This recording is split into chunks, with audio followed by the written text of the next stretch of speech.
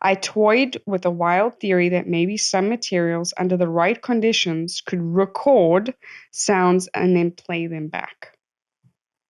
The Di- right conditions would record the sounds. and then play them back. But it's definitely residual energies pulling I think, through. yeah, I think that's the consensus that we're definitely seeing that. So for those of you that have experienced that, we always would welcome you sharing our experiences, your experiences out there, and then we obviously will share the ones that we know about. I have not experienced that part as many times as I've seen other things. That's not one of them, but it would be very interesting to see that.